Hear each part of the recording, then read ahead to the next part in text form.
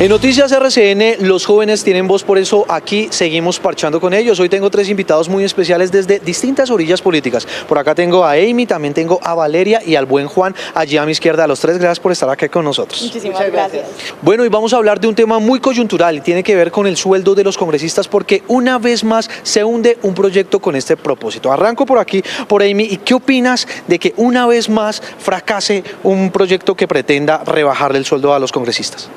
Si bien es un salario 38 veces más alto que el que se gana una persona del común, ¿no? Como alrededor del salario mínimo, incluso pues muchas personas profesionales, sí creo que valdría la pena congelarlo, porque un salario de un congresista sale mucho más caro que los 38 42 millones de pesos que se ganan. Termina saliendo como por mucha más plata, como lo hemos visto con Odebrecht, como por ejemplo ahorita la ley estatutaria de educación, el ICETEX, Bueno, aquí tenemos ya una propuesta, la de Amy, congelar el salario de los congresistas. Está bien.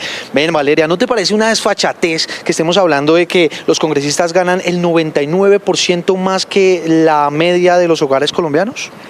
Sí, me parece bastante preocupante, entendiendo que no solamente es que ganen más que más del 99% de la población colombiana, sino que además están legislando para ese 99% que es una minoría. Entonces, con unos salarios totalmente altos, están legislando para la realidad, para las necesidades de la comunidad, que es una mayoría, sin entender esa mayoría, sin entender cuánto cuestan los huevos, cuánto cuesta el transporte público. ¿Y por qué no lo entienden? Porque están en otro tipo de realidad, porque igual genera una burbuja, ese sesgo que existe y esa brecha salarial, sí creo que genera una burbuja y también puede generar sesgos en el momento de legislar para la comunidad colombiana.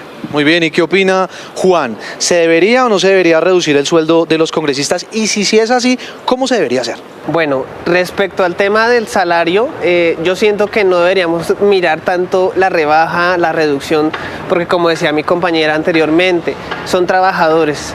Suena un poco absurdo decir que son trabajadores, pero ellos también trabajan, también tienen sus garantías salariales.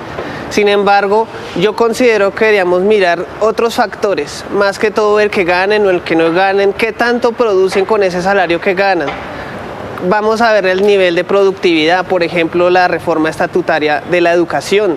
Vamos a ver si los congresistas con ese salario que están ganando de verdad están trabajando para el pueblo que los eligió. Muy bien, ahí hay otra propuesta y tiene que ver con hacerle una veeduría y un control de cuentas a lo que están haciendo. ¿Crees que esa podría ser una salida, Amy? Yo creo que es un sentir de la gente decir como, es que ellos se ganan un montón de plata y no hacen nada. Y en efecto, hay muchos que no asisten a los debates o que por el contrario van allá y venden el país. Como por ejemplo, muestra de eso es una nación que está supremamente endeudada, y pues en el marco de esa deuda externa que tenemos, pues siguen promoviendo este endeudamiento en el Congreso, y uno dice entonces, ganan un montón de plata y legislan en contra de la gente y a favor de organizaciones como el Banco Mundial, el Fondo Monetario Internacional, para seguir endeudando el país. Ahí es donde uno dice como, bueno, ahí es el fondo del tema. Muy bien. Otro de los puntos particulares que se tocó en esta discusión de reducir los salarios de los congresistas tiene que ver con una proposición para que los congresistas también pudiesen trabajar en otras cosas, así poder recibir un dinero extra para que no necesariamente les tuvieran que rebajar el salario. ¿Tú qué piensas de eso? ¿Podrían trabajar en otra cosa o está mal visto?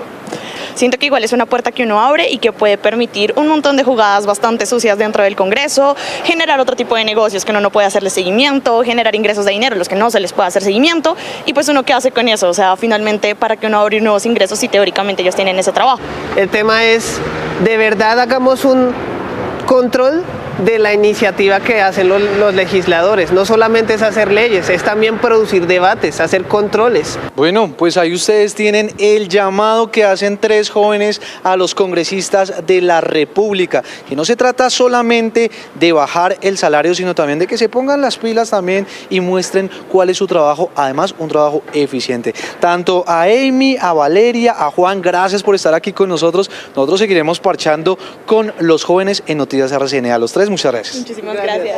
Y ustedes tienen mucho más en estudio.